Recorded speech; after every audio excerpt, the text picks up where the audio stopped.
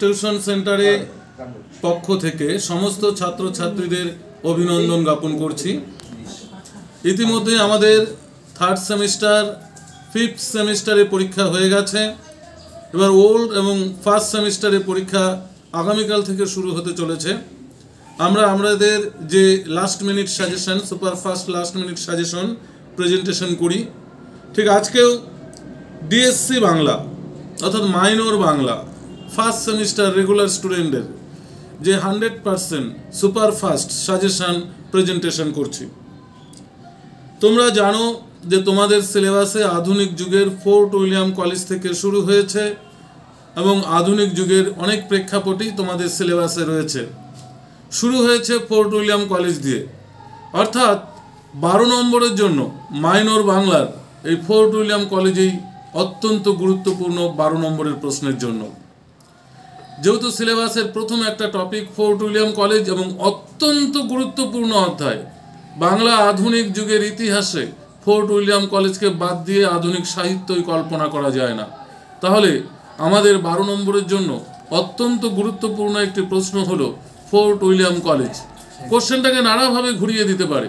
Fort William কলেজকে কবে কি উদ্দেশ্যে প্রতিষ্ঠা করেছিলেন, বাংলা গদ্যের বিকাশে ফোর্ট উইলিয়াম কলেজের অবদান আলোচনা করো। তাহলে আমরা বাংলা গদ্য সাহিত্য থেকে ফোর্ট উইলিয়াম কলেজটা ভালো করে পড়ব। এছাড়াও অন্যান্য যে রয়েছে ঈশ্বরচন্দ্র বিদ্যাসাগর, রাজা রামমোহন রায়, প্রমথ চৌধুরী, এর মধ্যে রাজা রামমোহন রায়, ঈশ্বরচন্দ্র বিদ্যাসাগর তোমরা 6 নম্বরের প্রশ্নের জন্য পড়তে পারো। এবারে আমরা আসি বাংলা নাট্য সাহিত্য থেকে। বাংলা নাট্য সাহিত্য তোমাদের সিলেবাসে রয়েছে দীনবন্ধু মিত্র, মাইকেল মধুসূদন দত্ত, গিরিশচন্দ্র ঘোষ আর দ্বিজেন্দ্রলাল রায়। তবে গিরিশচন্দ্র ঘোষ আর দ্বিজেন্দ্রলাল রায় ছোট প্রশ্ন, অর্থাৎ 6 এর জন্য ইম্পর্টেন্ট। তাহলে বাকি রইল তোমাদের দুটো পার্ট, মাইকেল মধুসূদন দত্ত ও দীনবন্ধু মিত্র। মাইকেল বড় প্রশ্ন হিসেবে খুব কমই থাকে পরীক্ষায়। তাহলে পরীক্ষার জন্য 12 নম্বরের জন্য অত্যন্ত গুরুত্বপূর্ণ একটি প্রশ্ন হলো বাংলা নাট্য সাহিত্যে দীনবন্ধু মিত্রের অবদান। তোমরা একটু চালাকি করলে নিজেরাই সাজেশন তৈরি করতে পারো। সাজেশন তৈরি করা আহামরি এমন একটা কিছু নয়। এবার আমরা আসি উপন্যাস সাহিত্যে আমরা কি পড়ব। উপন্যাস সাহিত্যে তোমাদের বঙ্কিমচন্দ্র রয়েছে, শরৎচন্দ্র রয়েছে, তারাশঙ্কর রয়েছে, বিভূতি রয়েছে। এর মধ্যে আমরা জানি দুটো খুব ইম্পর্টেন্ট, শরৎচন্দ্র চট্টোপাধ্যায় ও বঙ্কিমচন্দ্র চট্টোপাধ্যায়। উপন্যাস সাহিত্যে বঙ্কিমচন্দ্র চট্টোপাধ্যায়টা ভালো করে দেখবে। এছাড়াও বাংলা ছোট গল্পে রবীন্দ্রনাথ রয়েছে, রবীন্দ্রনাথটা দেখতে পারো 12 নম্বরের জন্য। বাংলা কথা সাহিত্যে শরৎচন্দ্রটা ভালো করে দেখতে পারো। এবারে আমরা আসি 6 নম্বরের জন্য। 6 নম্বরের জন্য আমরা কি কি প্রশ্ন পড়তে পারি। 6 নম্বরের জন্য যে তোমাদের দুটো নাটক রয়েছে, এক হচ্ছে গিরিশচন্দ্রের পৌরাণিক নাট্য প্রতিভা, পাশাপাশি রয়েছে দ্বিজেন্দ্রলাল রায়ের ঐতিহাসিক নাট্য প্রতিভা। এই দুটো থেকে একটি প্রশ্ন এসে বসে রয়েছে, আসবেই 6 এর জন্য দুটো থেকে একটা প্রশ্ন। এবার কোনটা আসবে সেটা বলতে পারছি না, কিন্তু দুটো প্রশ্ন তোমরা দেখে যাও, দুটো থেকে একটা প্রশ্ন কিন্তু পরীক্ষার জন্য ইম্পর্টেন্ট। এছাড়া রয়েছে রবীন্দ্রনাথের মানসী পর্ব ও সোনার তরী পর্ব। তবে মানসী পর্ব ও সোনার তরী পর্ব থেকে বেশি ইম্পর্টেন্ট হলো দ্বিজেন্দ্রলালের ঐতিহাসিক নাটক এবং গিরিশচন্দ্রের পৌরাণিক নাটক। এবারে আমরা আসি গদ্য সাহিত্য। একটু আগেই বলেছিলাম 6 নম্বরের জন্য ঈশ্বরচন্দ্র বিদ্যাসাগরটা ভালো করে দেখবে। বাংলা গীতিকাব্যে বিহারীলাল চক্রবর্তী ভালো করে দেখবে। এবারে আমরা আসি 3 নম্বরের প্রশ্নের জন্য। 3 নম্বর 2 নম্বরের কোনো পার্টিকুলার প্রশ্ন হয় না। মাঝখানে তোমাদের আরেকটা কথা বলে দেই যে তোমরা জানতে কোশ্চেন প্যাটার্ন হচ্ছে 12, 6, 3, কিন্তু না, কোশ্চেন প্যাটার্ন কিন্তু এইভাবে থাকবে না আমার বোধ হয়, আমার মনে হচ্ছে।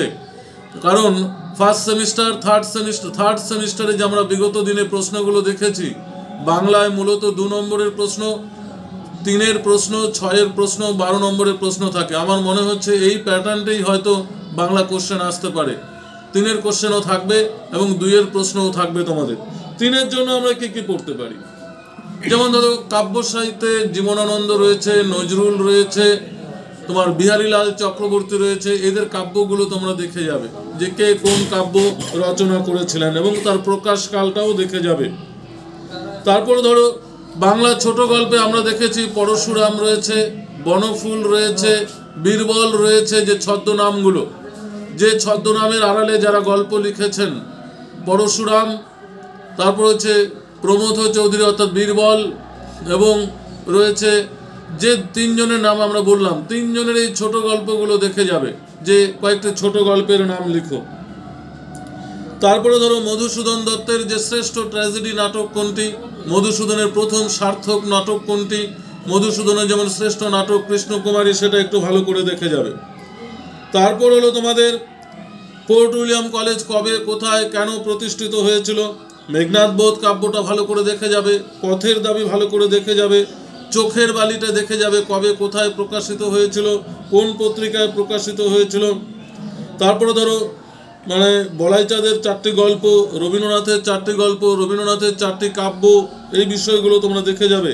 সোনার তরী মানসীর প্রকাশ সাল কত।